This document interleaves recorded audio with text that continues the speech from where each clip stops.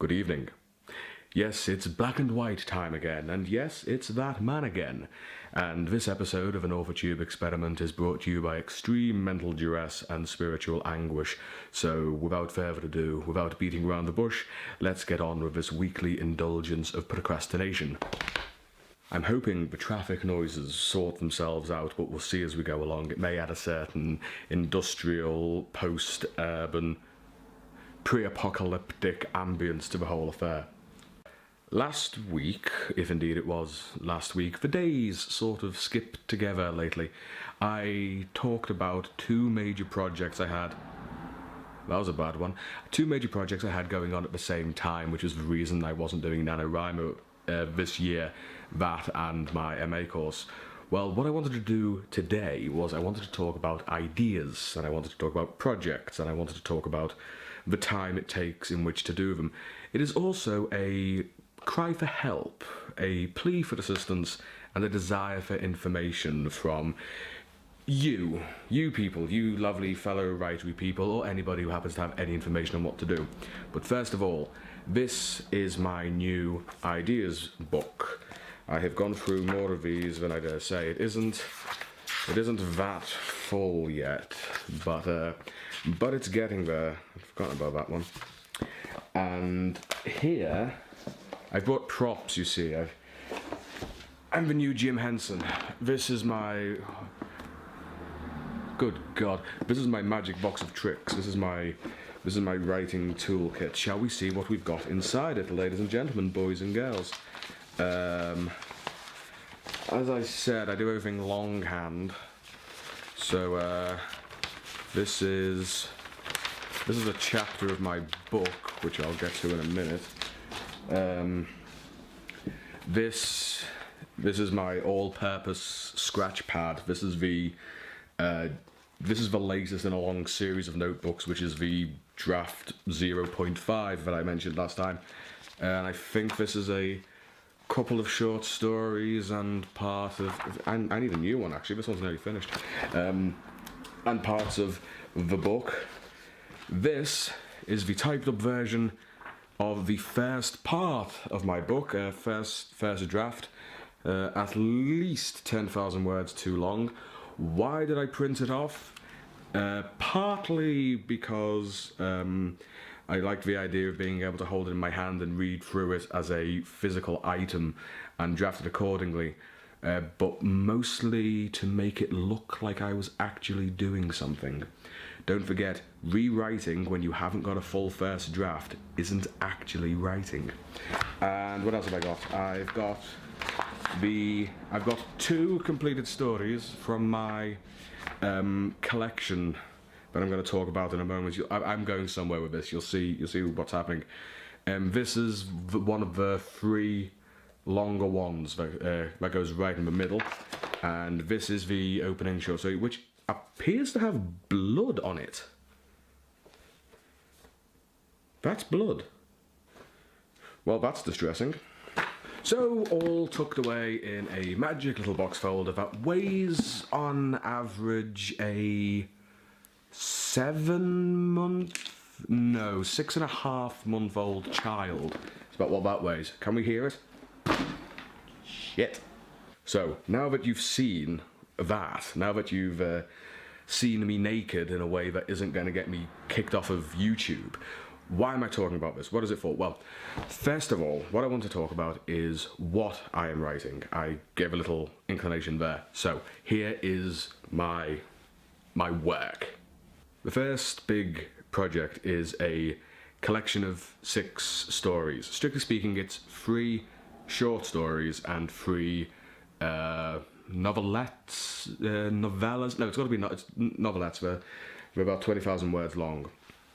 Modelled on this, Will Self's The Quantity Theory of Insanity, which is a wonderful, wonderful book, and a debut book as a debut publication being a collection of short stories is remarkable. But not that remarkable, because it has happened recently with this likewise wonderful book, Fen by Daisy Johnson, which I would recommend to absolutely anybody.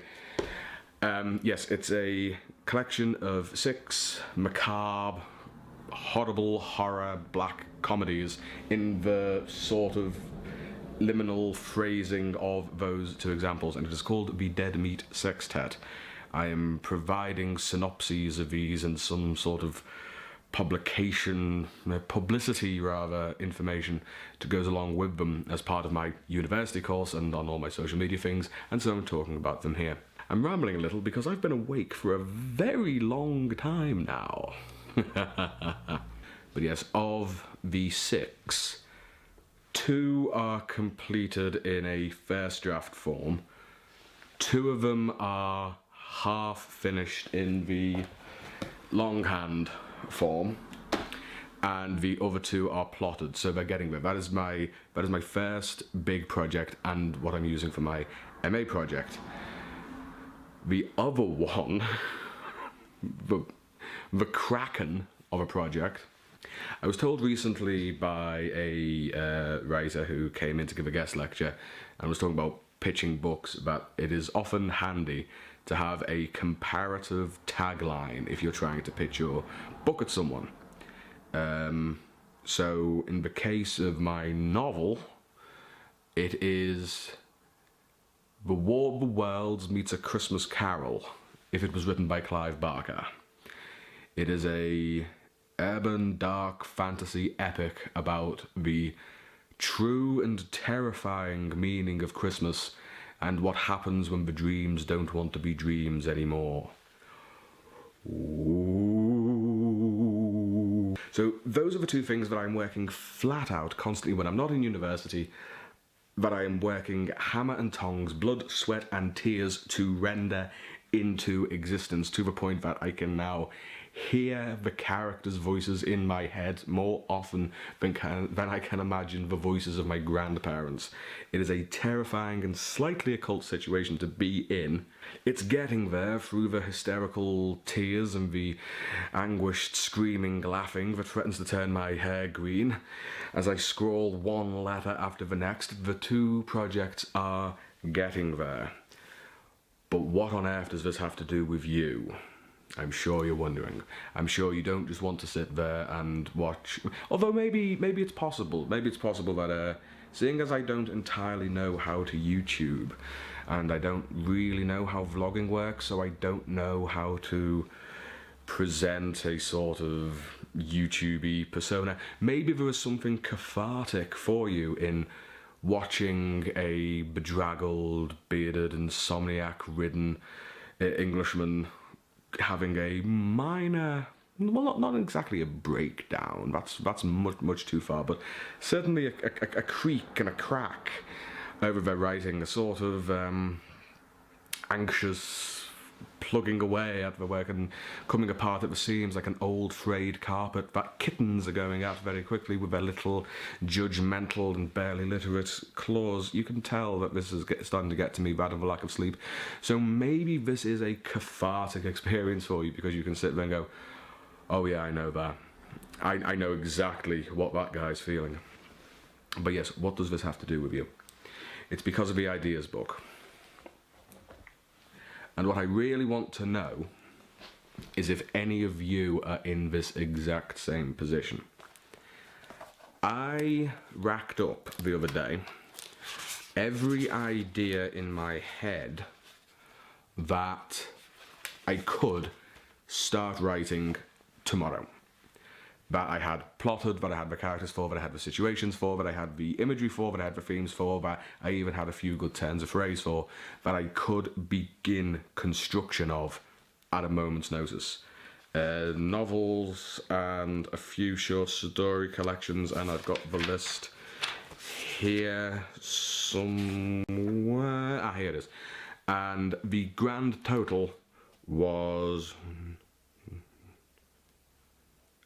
it was 15 books, 15 individual full-length texts. So every writer I know does this. Every writer has an idea and they scribble it down in a little book or on a post-it note on the back of a packet of fags or whatever. They write it down somewhere. But it occurred to me how long it is taking me to get through these. I've been working on The Long Christmas Eve, which is the title of my novel, for about 2 years, and I am a third of the way through. So imagine it takes me 6 years to write that one novel. 12 of them are novels, so 6 by 12 is 72. It's 72 years to write them all. I'm 26, and what I want to know is there anybody else out there in the little world of AuthorTube, and that's little as in geography, not as a sort of derogatory diminutive, you understand. It's the accent, don't let it put you off, everything sounds like Blackadder. Is there anyone else out there who has realised they are thinking of more stories than it is actually possible for them to ever write?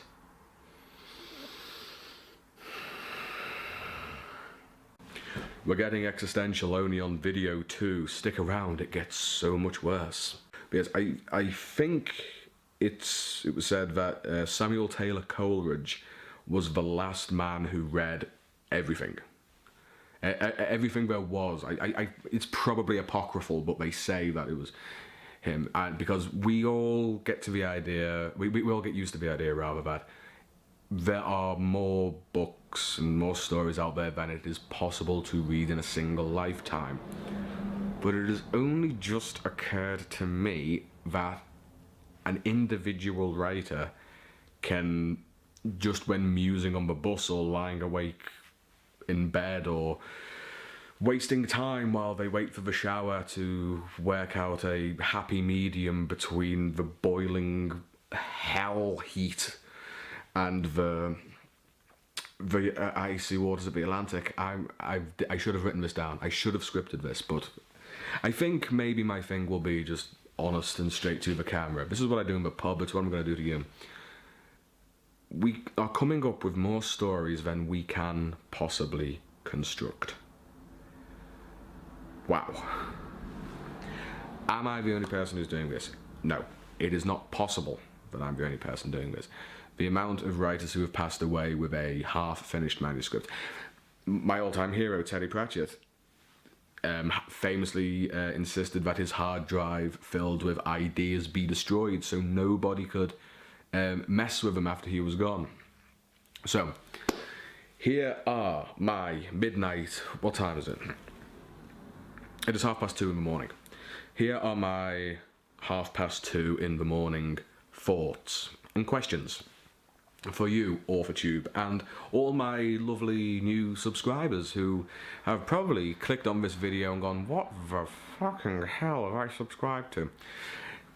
It's lovely to see you again, I do promise you. But yes, here are my thoughts and here are my questions. How many story ideas have you squirreled away that you could start working on tomorrow if you so chose? How do you choose which of these ideas to go on to after you finish one particular project? And this is the big one. This is the big one for me, because it occurred to me when I was talking to some of my friends the other week, and we actually had a version of this conversation, and now I want your opinion on it. If the very worst should happen, and you passed away without writing everything you wanted to, is there a writer friend of yours you would leave your ideas book to? Is there someone you would bequeath your story babies to see to fruition in your absence? It's a little bit macabre, but macabre is sort of what I do. And I'm curious to know how people, other authors and other writers, cope with this maddening influx of fiction trapped on this little shamanic highway. Comments and everything down below, or if you're so inclined, because I'm a little bit curious, do a video of your own, because I am actually after information on this. This is something I'm very interested in. Apart from a few snatched and somewhat related conversations with my friends from university. I've never been in a group of writers, or even one-on-one with a writer, who have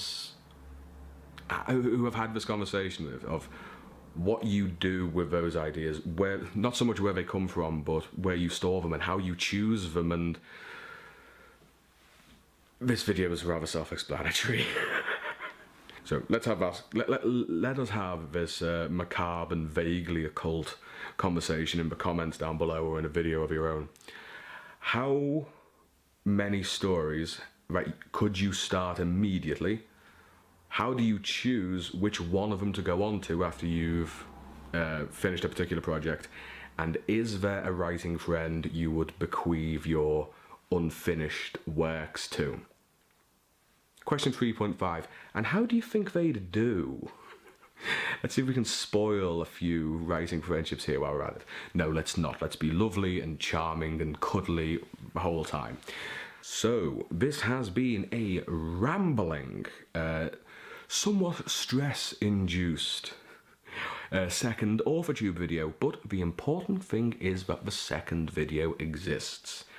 I didn't just do the first one and then sod off. I am creating content, and like my written work and my physical appearance, incidentally, I'm not wearing the same stuff as in the last video. I just have a very limited wardrobe and fashion taste.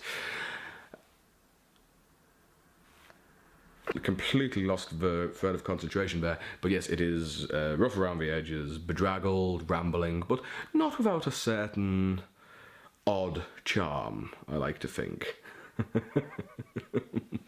But hell, at least it's less than 25 minutes, and that's the important thing. Well, that is that. I am going to get back to crying, and I will be back next week to confuse and hopefully amuse you. And as I said last time, and as I will say always, because it seems like a pretty good sign-off, that liking, commenting and subscribing is only going to encourage me, so you do so at your own risk. Good evening.